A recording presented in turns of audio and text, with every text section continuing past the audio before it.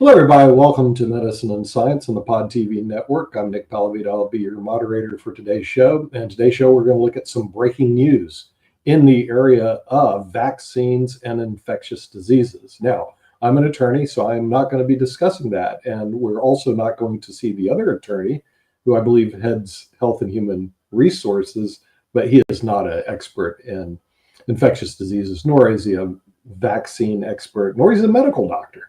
Instead, we're going to bring a real medical doctor who is board certified in internal medicine with a specialty in infectious diseases. And you've seen him on the show before, and we all know the famous Dr. Michael Patness, who is now visiting from offshore. So you're like me, we're offshore right now, discussing what's going on in America, especially with the infectious diseases and vaccines. And you got some breaking news. So we're looking forward to hearing about what's going on in this particular area. There's new developments. Well, good morning, everybody, and welcome from a very remote location. And I just want to say that if you're an American and you have not traveled abroad, please do so. Take your family, let your children, your grandchildren have a global travel experience and see what it's like outside the United States. It's a real eye-opening experience. I'm in a developing country that has very little infrastructure. It's not a wealthy country. The local people here are very poor by comparatively standards in the United States. And you know what? They are sweet, kind, and gentle.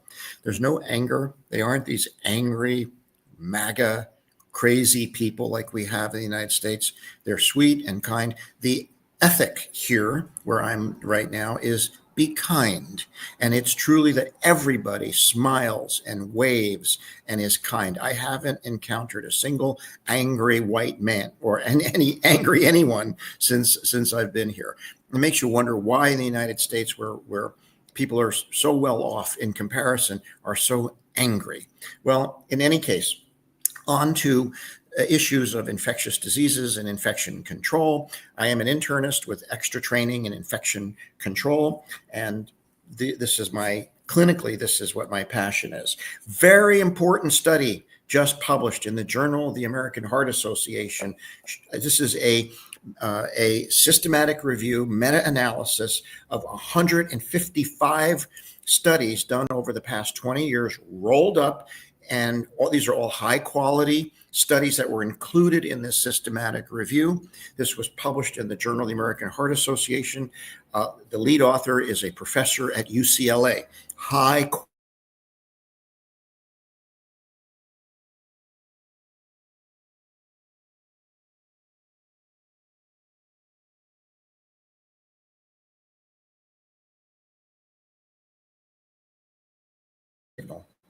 Are we back? We're back. Anyhow, this study showed that certain viral infections, especially influenza, hepatitis C, COVID, SARS-CoV-2, cytomegalovirus, and herpes zoster, and HIV, all these viruses dramatically increase the risk of cardiovascular disease, myocardial infarction, and stroke. Give you a specific granular example. If you have influenza, your risk of stroke is 5 times higher in the next several months after having influenza. So this is important because I remember years ago when I was a medical student, an infectious disease professor of mine jokingly said, all diseases are infectious diseases. And I thought, that's kind of a crazy statement. But it's interesting, as the years have gone by, we see that there are implications for infection in a lot of diseases that we don't think of as being infectious diseases, such as cardiovascular disease. We know, for example, that viral infections are crucial in cancer. Human papillomavirus is the cause of cervical cancer. Hepatitis B virus is the cause, or along with hepatitis C, of hepatocellular carcinoma. There are many other viruses that are associated with or increasing the risk of or directly contribute to getting cancer. Well, now we have evidence that viral infections also dramatically increase the risk of cardiovascular disease. We always think of cardiovascular disease in terms of the traditional risk factors: smoking, hypertension, diabetes, high cholesterol, metabolic syndrome, genetics, and so forth. Well, now we have another factor that's just as important as all of them, and that is these viral infections. So my professor, who said that all diseases are infectious diseases, wasn't entirely joking. There is an element of viral infection in many of the chronic diseases that Robert Kennedy says he's going to make better by attacking your breakfast cereal. So there's another important implication here. Influenza, preventable by immunization. SARS-CoV-2, largely preventable by immunization. Shingles, preventable by immunization. Hepatitis B, preventable by immunization. So by being anti-vax and not getting vaccinated, you're actually increasing your risk for cardiovascular disease.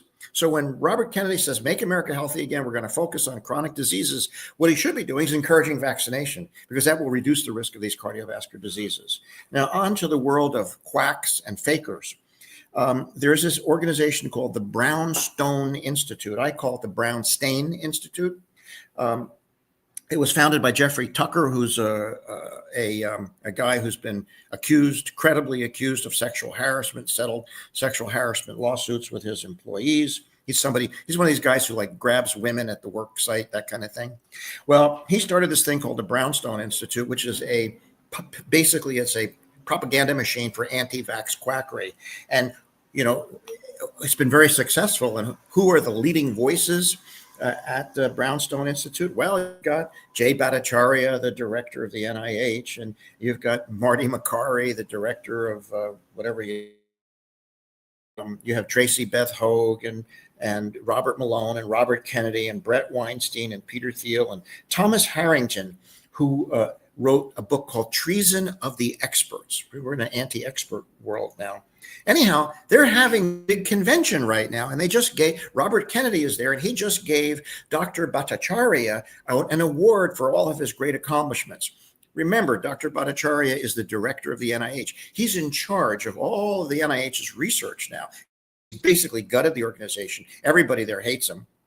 He even says he hates working there because everybody hates him. And what are his credentials? He has a medical degree. That is true. He's an MD from Stanford. He stopped there. He never did an internship. He never did a residency. He never did a fellowship. He is not board certified, not board eligible, does not have clinical privileges, has never worked in a hospital, has never taken care of patients. He has no clinical credentials whatsoever to be opining about any clinical matter. On the research side, his interest is economics. He's published hundreds of articles on economics. He has no training in biomedical research, molecular biology, biochemistry, laboratory research. What is he doing running the NIH? He has no experience or background in the thing that he runs. What he's basically is, he's an anti-vaxxer, and his real thing is that the lockdowns.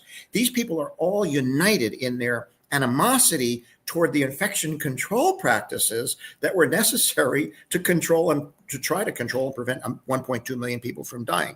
It's really an attack on what the Brownstein Institute is an attack on the medical specialty called infectious diseases.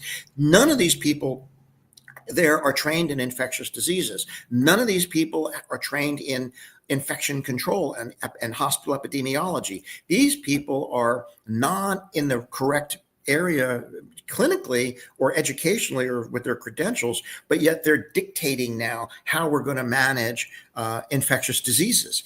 Imagine, if you will, a convention of non-cancer doctors dictating to the world how we're going to treat cancer and ignoring cancer specialists. Imagine, if you will, a convention of non-cardiologists advising the world how we're going to treat cardiac disease and ignoring the cardiologists. Imagine, if you will, a group of people, none of whom are OBGYNs, telling the world how to deliver babies and ignoring the expertise of OBGYNs. It's exactly what we have. We have a group of people, none of whom are infectious disease doctors, ignoring infectious disease doctors, marginalizing them, and calling them treasonists. the treason of the experts.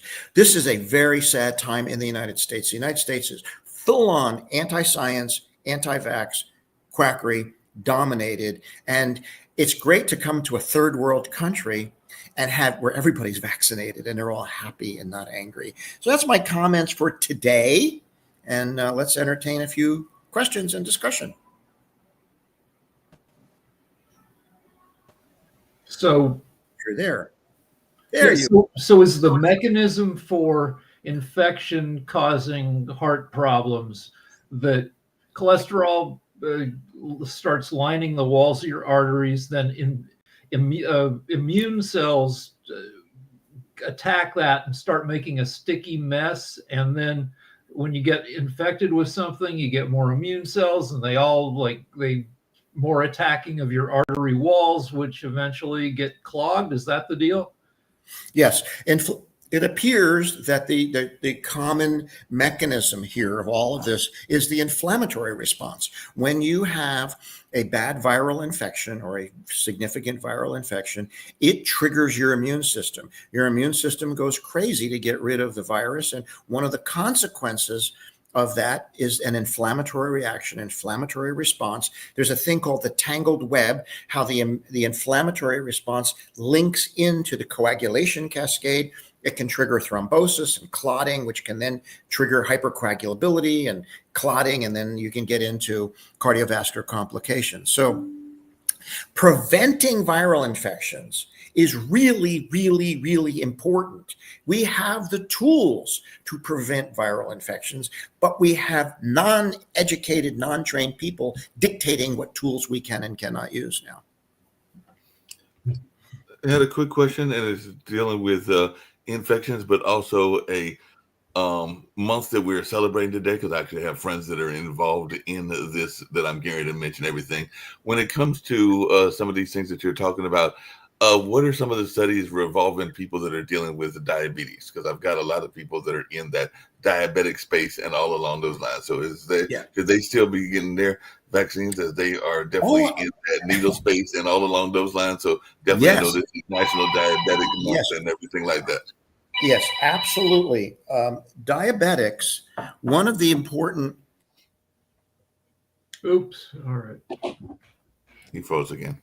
Well, that's a problem when you're beaming abroad. there we go. We're back again. Diabetics are immunocompromised.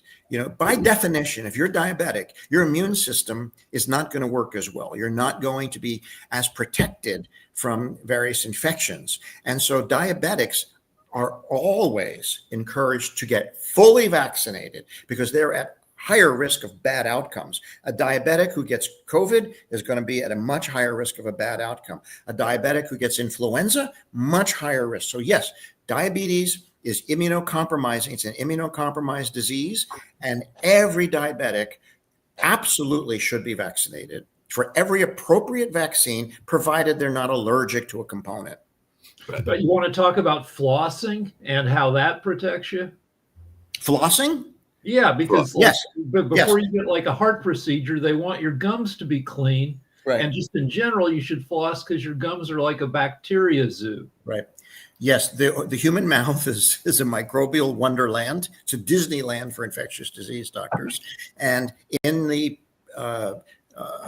spaces there between the gingiva and the tooth, bacteria accumulates, and it turns out that having periodontal disease increases your risk of cardiovascular disease because of inflammation. So yeah, again, it's not just viruses. There's also a connection to bacterial infections. So the point is that, infectious disease, maybe all diseases are infectious diseases. Dr. Passman, it sounds to me that there's now a correlation between getting a virus or flu and your increased risk of heart disease. Would that be correct? Is that what? Yes, that's exactly what this study in the Journal of the American Heart Association out of UCLA showed. 100.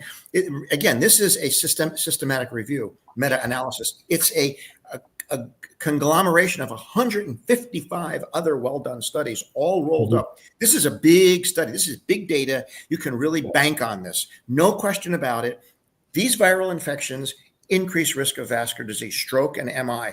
Ergo, get vaccinated. Right. Are they using artificial intelligence to gather all this data today, or are they doing it manually, or do you know how they're able to? These kinds of systematic reviews are done through PubMed. There are tools in Medline and in PubMed where you can sort, go back and grab all these studies. Then you have to kind of put in exclusion criteria as to what qualifies to be put into the meta-analysis. There are a lot more than 155 studies out there, but if they're not good studies, if they have some structural flaw, they are not included. So what a systematic review is, it's a table or spreadsheet of studies that have been filtered for good studies. Bad studies are excluded. And that's all basically done through searching through PubMed and Medline. I don't think they use artificial intelligence for it. I don't know. I doubt that. These kinds of studies have been done for decades, and it's the kind of the gold standard, the meta-analysis, systematic review, the Cochrane reviews, and these are very good studies. And because they're a roll-up of so many other studies, the certainty associated with it is much greater.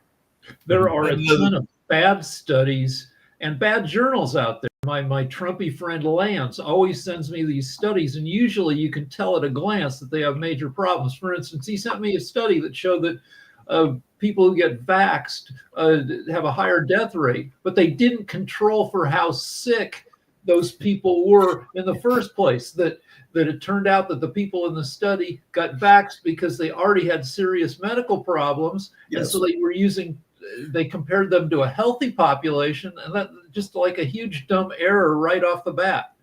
I learned something a long time ago, 50 years ago. You can find a study to prove whatever you want, any point of view you want. You can create a study to generate whatever kind of outcome if you want. If you want to make a study to show that vaccination will kill you, here's what you do. You go into the ICU, you take people who are going to die tomorrow, vaccinate them, and then you compare them to a group of healthy marathon runners who are outside jogging and vaccinate them. And you'll see that, oh my God, or don't vaccinate them. And you'll see that, oh my God, the vaccinated population died the next day. So yes, you have to understand how studies are done. This requires training.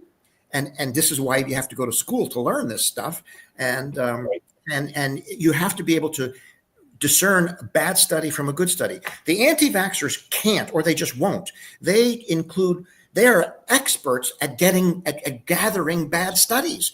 The McCullough Foundation has taken this to a new level. He is the heavyweight champion of the world of finding bad studies to talk about. Yeah, I would summarily dismiss those people because here's the problem. Heart disease is the #1 killer in America. I mean, the thing is, since we do actuarial work, we know that people don't tell you when you go to school, you're probably going to die of a heart attack or heart disease. Then #2, you'll die of cancer. But it sounds to me what you're saying, Dr. Patness, is there's a link between that and the flus and the viruses. So what should people do because the world is math, you got to reduce your odds. What should people do to reduce their odds of dying of heart disease? Should they get vaccinated? Can I ask a follow-up question to go with that? Because it's somewhat tied into it, but it's one thing I was curious about because I saw an article. Because apparently there's this major blood test that detects about 50 types of cancer that everyone's buzzing about. And I'm thinking that that's one of the things you're going to recommend is that people do testing and all along those lines. But it's called the Galera multi-cancer early detection test. And I'm wondering your thoughts around some of these kind of tests and whether they are good or bad. I'm not familiar with that particular one, but I have a little word of caution about these broad screening. Like you have these companies that go around and screen everybody's carotid arteries, and people want MRIs of the whole body and PET scans of the whole body to screen. This is a bad idea, and here's why it is. If the presence of disease in the population is low, and you do a screening test that has a higher risk of a false positive, you might actually have more false positive tests than true positive tests. When you have a lot of false positives, now let's say you do an MRI scan on someone who's got no complaints, or one of these blood tests on someone who's got no complaints, they feel fine, you get some test and it says, oh, this is abnormal. Now what are you going to do? Now you're obligated. Now you got to do more tests, and maybe an invasive test. And let's say you have an MRI scan and it looks like there's something wrong, or a PET scan, it looks like there might be something wrong. Now you're obligated to go further and do more, and you expose the patient to risk. It's very important not to screen a low risk population with a screening test that has a higher risk of a false positive. You can get into a lot of trouble doing that, and you can harm patients in the process. That's why you shouldn't just be screening everybody for carotid disease. Yeah, you're going to find 1 in a million, but you might hurt 5 in a million because you're going to end up getting people angiograms that don't need them. Can you talk for a second about inflammation in the brain? I feel like all the viral diseases you were talking about might also mess up your brain. And 100 years ago, we had the biggest flu pandemic in history. And in the 20 years after that, the world went crazy with depression and fascism and World War. And I have a lot of people have this crazy theory that maybe, their brains were messed up after the pandemic. Yeah. You're right. Inflammation in the brain. You don't want inflammation of the brain. Here's some words that people are familiar with. Encephalitis, does that ring a bell? That's inflammation of the brain. Meningitis, does that ring a bell?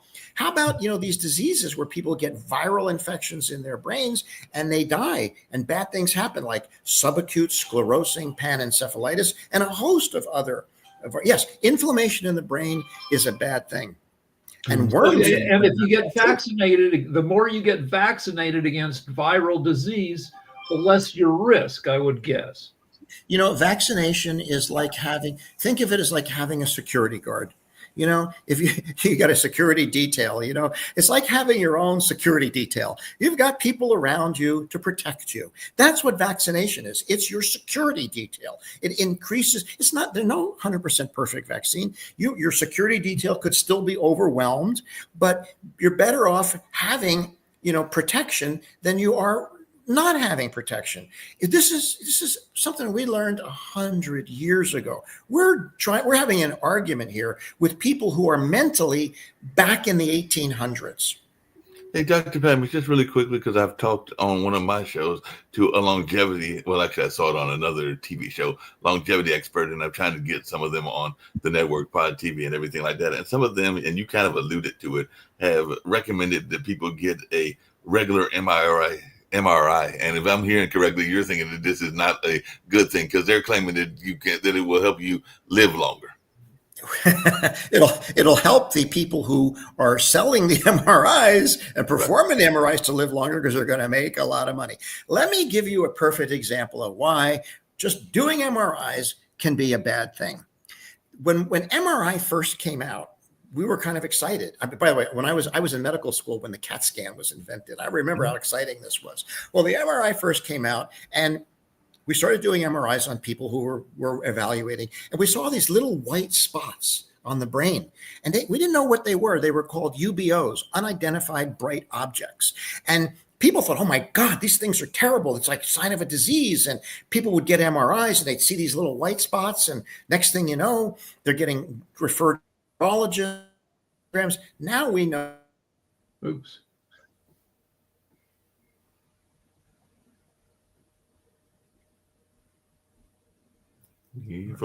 There you are. I guess one of the hazards of being here in a tropical hazard, that is correct. So you don't want to do screening like total body MRI. You might find something that is a false positive. And now you're going to end up having to do an invasive test for something that is a false positive. No, screening tests are important in selected appropriate populations. Mm-hmm. Yeah. Dr. Patmos, this Brownstone Institute, does it have any credibility at all? Until you mentioned it, I hadn't even heard of it. And so I had to go on the internet. It shows it started in 2021. Doesn't seem like it's a long-standing. Is it affiliated with any major university, or is it just kind of a made-up group? No, it's a made-up thing. Steve Bannon and Jeffrey Tucker. This is a made-up thing to legitimize Trump's anti-lockdown, anti-mask, anti-vax agenda to make it sound legitimate. Here's how it happened. When COVID happened, Fauci and all the experts went and told Trump, millions of Americans are going to die. You need to shut it down. And he said, oh, okay. And he did. In about a week, it took him a week to figure out, oh, this is going to be rough on the economy. Might hurt me the election. Might cost me the election. So he threw all the experts out. He brought in all these fakers, Bhattacharya and Malone. And he said, give me another strategy. And they came up with the anti-lockdown. Let them all get infected. We want them infected. Don't vaccinate everybody. Just vaccinate the elderly. Let everybody else get the disease. The Brownstone Institute, the Great Barrington Declaration, all of this was cooked up in the Oval Office.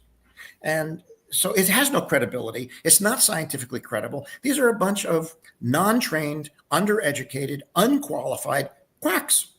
And it's a huge tell when they try to make themselves look official. There's an organization called America's Frontline Doctors, and they get together on the steps of the U.S. Capitol in white lab coats. They've all got stethoscopes, and they're all grifters and lunatics. Well, they have another group that I think is misleading. It's called Physicians for Informed Consent. Yes. Like they represent the physician community. See, that in and of itself is misleading because it looks to me, at least my review, it's a distinct minority with very few physicians that are members of that particular not so august organization. Yet they continually prod against vaccination, which apparently is very anti-science. I'm not sure how these organizations can stand out there. But what really gets me also, now I went to the University of Miami. By the way, we beat the tar out of Stanford the other day in football. A good law school. Why does Stanford still keep guys like Bhattacharya on the faculty? The faculties that I were with, people like him would be summarily dismissed. So why is he still there? That's a great question. And Stanford has a whole bunch of these wackos on their faculty. But, historically, academia has always been a place where contrarian thinkers were allowed to do their research and do their writing. And I think there's something to be said for the academic environment to be able to debate and discuss. But when you're in an academic environment and the data goes against you, you need to say, guess I'm wrong. Gee, I guess you're right. Vaccines do work. The difference is it's fine to be contrarian. It's fine to entertain all kinds of hypotheses, but we bow down to the altar of the data. When the data says, no, you're wrong, you say, okay, I'm wrong. And I'll go with, we go where the data takes us. We're not beholden to any ideology except the data. If the data tomorrow showed that howling at the moon prevented cancer, I'd be howling at the moon. Right. So when you're looking at a source, there's so many different sources out there. Google's your friend and Wikipedia is your friend, where it'll tell you often within the first few paragraphs whether this authoritative group is bullshit or not. Mm-hmm. Yeah, but you also have to read that. You have to dig and read that. I noticed working with a lot of people that some of them, Rick, they will not research anything. So they'll listen to something and they won't go do a deep dive into anything. And they just refuse. Mind is closed. Their mind is closed. And that's where the real problem lies. Is the thing is they won't do a deep dive or even any dive into this type of stuff. But what really gets me is the people that have credentials that are walking around as anti-vaxxers that do not have expertise. They have credentials, but not expertise in the area. Or there are people like Robert Kennedy, and I do object. He should have nothing to do with Health and Human Services because he has zero background in it whatsoever. He doesn't have a bloody clue what he's doing. And this is the real problem I have, is that people like them should not be in positions to make judgments when I could never get him in court certified as a subject matter expert on medical. So I read a biographical article on him that raised a good point about why is he such a conspiracy theory guy. His uncle was assassinated, the president, And there's still a controversy about how that happened, who did it. His father was assassinated. Yeah. And so he's probably been marinating in conspiracy theories his whole life, which is not good for, evaluating scientific data. Right. Yes. I would agree. The marinade of conspiracy theories and heroin and worms is a bad marinade. You're right. No, Kennedy is interesting. When the things he says it's very clear to anybody with a background in general chemistry. He does not understand general chemistry 101. He obviously never took chemistry either in high school. If he took it in high school, he doesn't remember it. If he took it in college, he doesn't remember it. He doesn't know basic chemistry, general chemistry 101. That's what I'm saying. A very sad situation to have him in head of health and human resources, but it's a good situation here on Pod TV and a good situation for our audience in the United States and around the world to listen to medicine and science and the breaking news that we have in heart disease, which is the #1 killer in America. And we'll see you next week on Medicine and Science on the Pod TV network. Take care. Bye-bye.